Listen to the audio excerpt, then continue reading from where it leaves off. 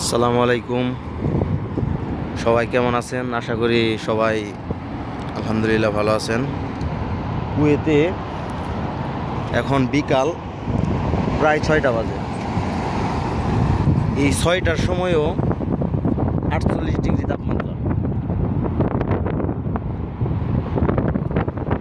দেখুন, আমি আপনাদের দেখাচ্ছি এই এত তাপমাত্রার মধ্যে গাছগুলা একদম মরে শুকিয়ে গেছে। এই গাছগুলো আবার শীতের দিন আসলে জীবিত হয়ে যায়, কিভাবে সম্ভব আমি জানি না। দেখুন, একদম মরে গেছে। আমি যদি আরো একটু সামনে যাই, দেখুন এই গাছটা আবার একটু ভালো আছে।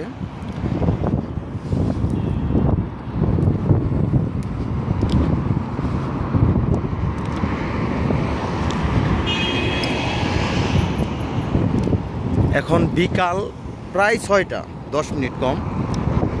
এই টাইমেও 48 ডিগ্রি তাপমাত্রা।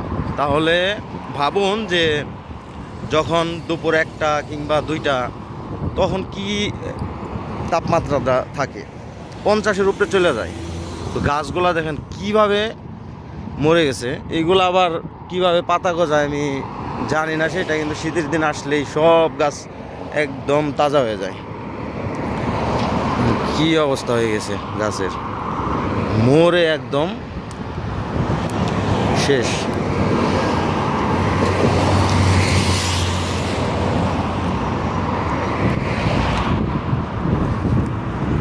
আসলে এই আরব দেশে যারা প্রবাসীরা আছে তাদের কষ্টটা হচ্ছে বাহিরের গরমটা।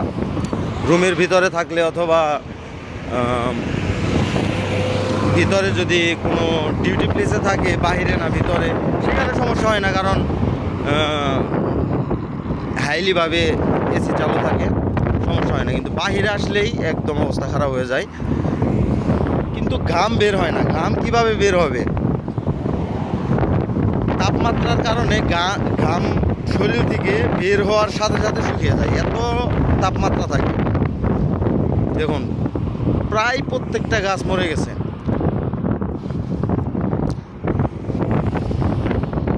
আর আরব দেশে তো সিজন 2টা, গরম আর শীত। 6 মাস গরম, 6 মাস শীত, এরকম থাকে।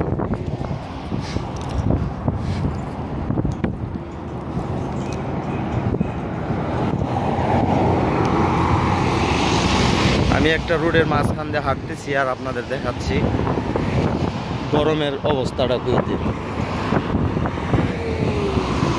এটা কিন্তু মরুভূমি না এইখানে, তারপরও এই অবস্থা হয়ে গেছে। এই যেখানে একটা মসজিদ দেখা যাচ্ছে।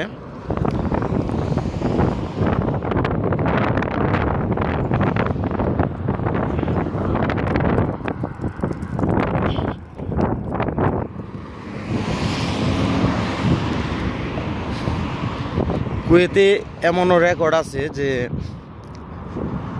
আপনার হচ্ছে গরমের তাপের কারণে গাছে আগুন লেগে গেছে, খেজুর গাছে। অনেকদিন আগে এরকম একটা ঘটনা ঘটছিল, অটোমেটিকলি খেজুর গাছে আগুন লেগে গেছিল।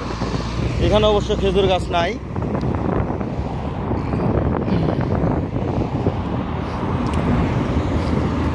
আমি যদি সূর্যটা দেখাই, এখন কি বরাবর আছে, এটা হচ্ছে এই ডুবে নাই, ডুববে আর কি। দেখেন, সূর্যের মধ্যে ফোকাস করতেছে না, কি পরিমাণ গরম। তো সবাই ভালো থাকবেন। আল্লাহ হাফেজ। আসসালামু আলাইকুম।